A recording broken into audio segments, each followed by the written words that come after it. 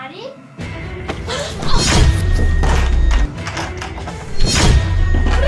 বলছিলাম আরিফ, তোমার সাথে না আমার কিছু কথা ছিল। বলো, কি বলবে? আসলে কথাটা যে কিভাবে বলবো নিজেরই লজ্জা লাগতেছে। ওই আমিরুল আর শান্তাকে দেখলাম ওই পাশের ওই রুমের দিকে যেতে, গিয়ে না দুজন ভেতর থেকে দরজাটা লক করে দিচ্ছে।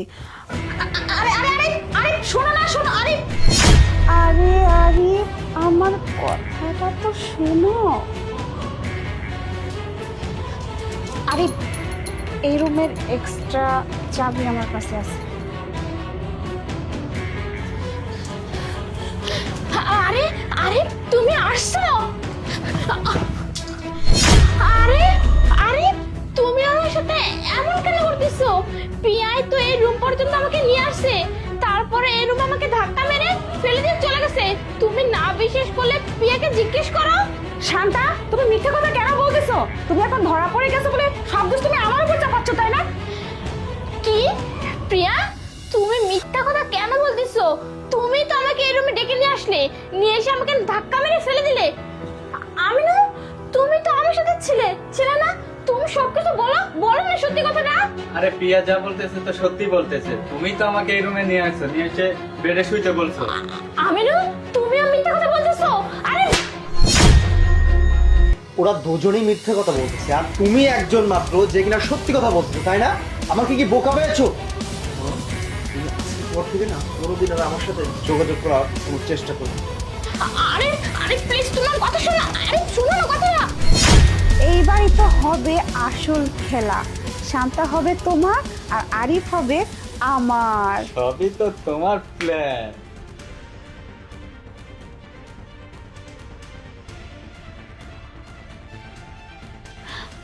আরিফ, তুমি শান্তাকে অনেক ভালোবাসতে, তাই না?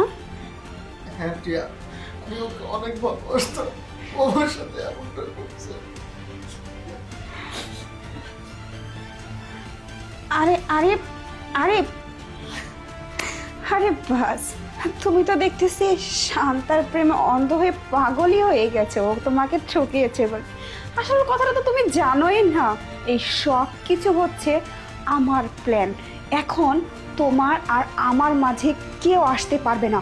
তোমাকে আর আমাকে এক হতে কেউ আটকাতে পারবে না।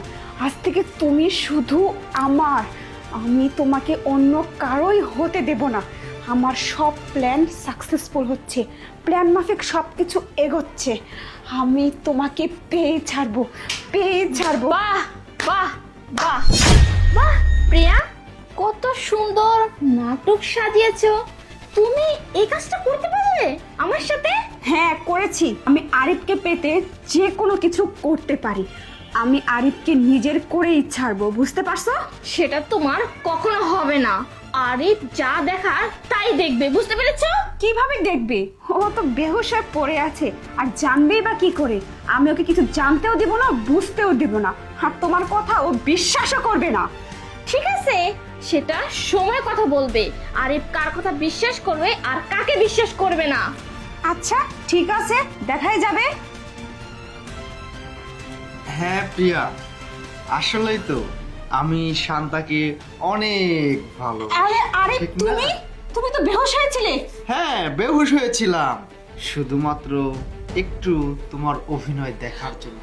আচ্ছা, তুমি তো অভিনয়ের জন্য সেরা, তুমি নাটক করবে, তুমি কেন অযথা আলতু ফালতু জায়গায় ঘোরাঘুরি করছো? হ্যাঁ, তুমি যেই অভিনয় করছো, পাক্কা পাক্কা অভিনেতারা তোমার কাছে কিছুই না। কেন এমনটা কেন করছো? ওকে আমাকে আলাদা করে তোমার হয়ে যাব, তাই না? হ্যাঁ, তুমি যেটা ভাবছো সেটা সম্পূর্ণ ভুল।